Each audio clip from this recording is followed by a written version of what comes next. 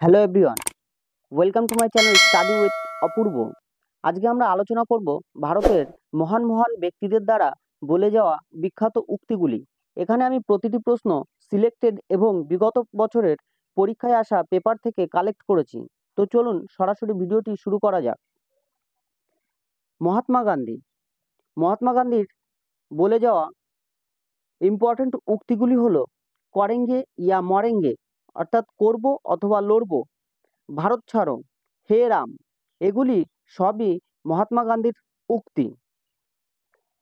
নেতাজি সুভাষচন্দ্র বোসের বলে যাওয়া মেন উক্তিগুলি ছিল জয় হিন্দ, দিল্লি চলো, তোমরা আমাকে রক্ত দাও, আমি তোমাদের স্বাধীনতা দেব। জওহরলাল নেহেরু, যিনি আমাদের স্বাধীন ভারতের প্রথম প্রধানমন্ত্রী ছিলেন, এনার বলে যাওয়া প্রধান উক্তিগুলি ছিল পূর্ণ স্বরাজ, আরাম হারাম হে, আমার চূড়ান্ত লক্ষ্য প্রতিটি চোখের জল মোছা।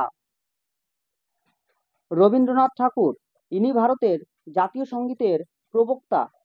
এনার বলে যাওয়া প্রধান উক্তিগুলি হলো একলা চলো রে, জনগণ মন অধিনায়ক জয় হে।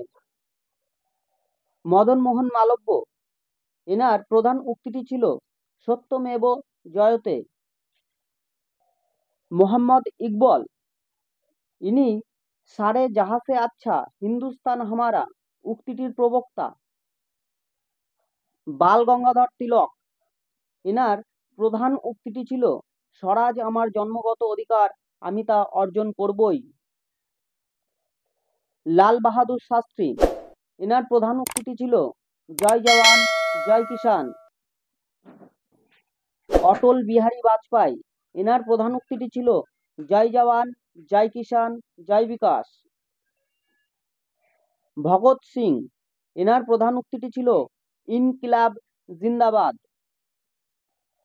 ইন্দিরা গান্ধী, ইনি ছিলেন ভারতের প্রথম মহিলা প্রধানমন্ত্রী। এনার প্রধান উক্তিটি ছিল গরিবি হটাও। রাজীব গান্ধী, এনার প্রধান উক্তিটি ছিল মেরা ভারত মহান হে। পি.ভি. নরসিম্হা রাও, এনার প্রধান উক্তিটি ছিল দেশ বাঁচাও দেশ বানাও। লালা লাজপত রায়, এনার প্রধান উক্তিটি ছিল সাইমন ফিরে যান, অর্থাৎ go back Simon. Swami Vivekananda, এনার প্রধান উক্তিটি ছিল গীতায় ফিরে যান, অর্থাৎ গো ব্যাক টু গীতা। কবি প্রতাপ, এনার বলে যাওয়া প্রধান উক্তিটি ছিল এ মেরে ওয়াতন কি লোগো।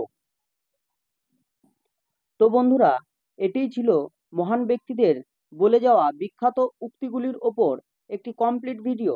তো বন্ধুরা, ভিডিওটি ভালো লাগলে অবশ্যই লাইক শেয়ার সাবস্ক্রাইব করবেন আর পাশে থাকা বেল আইকনটি অবশ্যই প্রেস করবেন। Thank you.